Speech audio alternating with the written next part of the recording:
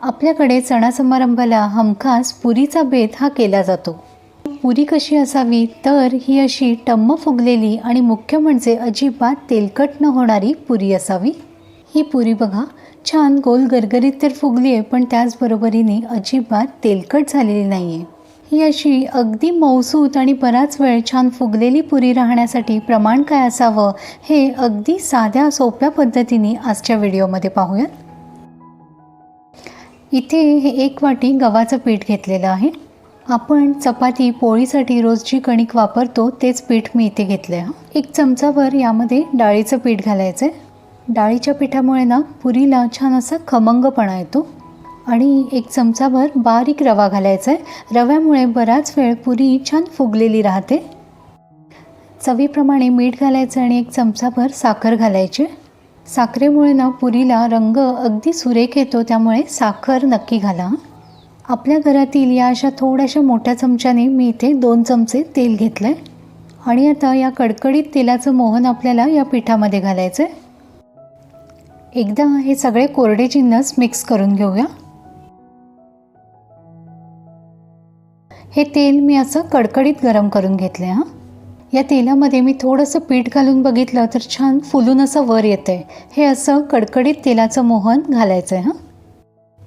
सुरुवातीला तेल अगदीच गरम असल्यामुळे चमच्याने सगळं व्यवस्थित हलवून घेऊया। तेलाचं हे असं मोहन घालण्यामागचं कारण म्हणजे पुऱ्या छान खुसखुशीत तयार होतात आणि अजिबात तेलकट होत नाहीत। आता जर असं हाताला सोसवेल असं झालं की सगळं मोहन पिठाला व्यवस्थित असं लावून घ्यायचं आहे।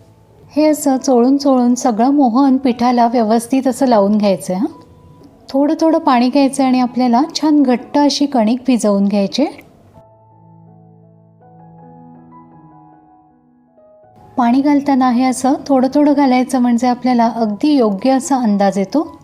बघा हे असं अगदी दाब देऊन देऊन छान घट्ट असं पीठ मळून घ्यायचं आहे।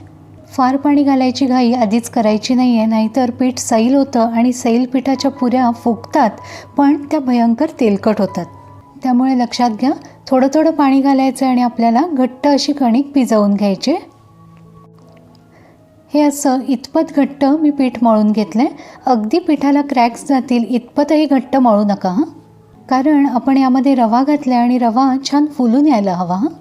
अगदी चमचाभर तेल घालायचं आणि पुन्हा सगळी कणिक छान एकसारखी करून घ्यायची। इथे आपली पुऱ्यांसाठी लागणारी कणिक मळून तयार आहे। आता यावर झाकण ठेवायचं आणि एक साधारण 15 ते 20 मिनिटं कणिक छान भिजवून घ्यायचे। हे इतकी कणिक मळण्यासाठी मला हे इतकं पाणी लागलंय। एक साधारण 20 मिनिटं झालेली आहेत। तेलाच्या हाताने सगळी कणिक पुन्हा एकसारखी करून घेऊया। बघा रवाही छान भिजला आहे, त्यामुळे पीठ अगदी छान मऊसूत झालेलं आहे। हे असं सगळं पीठ छान मळून घ्यायचं। आता आपल्याला ज्या आकाराच्या पुऱ्या करायच्या आहेत त्या आकाराचे गोळे करून घ्यायचे। बघा या आकाराचे सगळे गोळे मी इथे करून घेतलेत।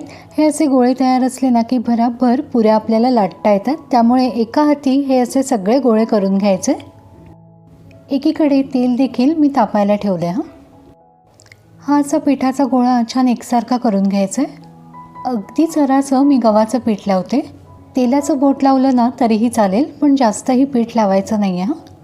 बघा सगळ्या बाजूंनी छान एकसारखी अशी पुरी लाटून घ्यायची। लक्षात घ्या, अजिबात उलटपालट करून लाटायची नाही आहे। फार जाडही नको आणि फार पातळही नको अशी आपल्याला पुरी लाटून घ्यायची।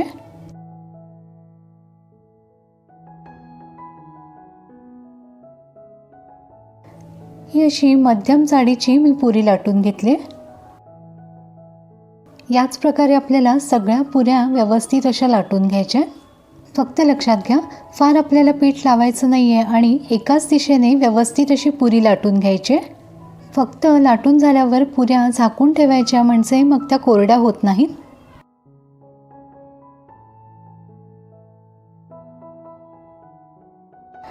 ही पण पुरी बघा छान अशी लाटून झाली आहे ना।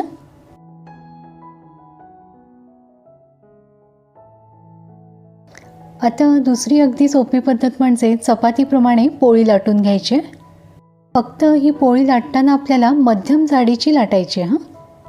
ही पोळी लाटताना देखील उलटपालट अजिबात करायचं नाही आहे, एकाच दिशेने व्यवस्थित लाटून घ्यायचं आहे.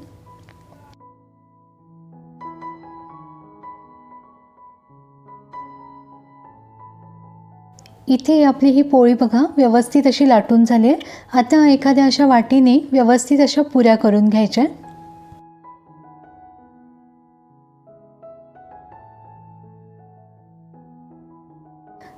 बघा अजिबात मेहनत न घेता आपल्या पुऱ्या तयार झाल्यात.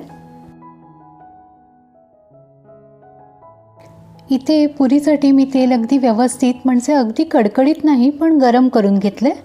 आपण जशी पुरी लाटली तशीच सोडायची, म्हणजे पोलपाटावर जी बाजू खाली होती ती आपण तेलामध्ये देखील खालीच सोडायची. बघा अगदी झारा न लावताही टम्म अशी पुरी फुगली आहे. आता उलटून घेऊया. लक्षात घ्या पुरी तळताना देखील आपल्याला फार अशी उलटपालट करायची नाही आहे. दोन्ही बाजूनी छान तळली गेली की व्यवस्थित अशी निथळून पुरी काढून घ्यायची. इथे छान टमटमीत अशी फुगलेली पुरी आपली तयार आहे. याच प्रकारे आपल्याला सगळ्या पुऱ्या छान तळून घ्यायच्या आहेत. फक्त लक्षात काय ठेवायचं आहे तर गॅसची आच आपल्याला मध्यम ठेवायची आहे. अगदी मंद आचेवर अजिबात पुरी तळायची नाही आहे आणि खूप अशी पुरी उलटपालट करायची नाही आहे. दोन्ही बाजूनी छान फुगली की लगेच काढून घ्यायचे. बघा सगळ्या पुऱ्या छान टम्म अशा फुगतात आणि पुऱ्यांना रंग देखील बघा अगदी एकसारखा आला आहे ना. इथे माझ्या सगळ्या पुऱ्या तळून झाल्यात. आपण जरी पीठ लावलेलं असलं ना तरी बघा तेलामध्ये अजिबात पीठ उतरलेलं नाही आहे. त्यामुळे पीठ लावणार असाल तर अगदी कमीत कमी लावायचं आहे.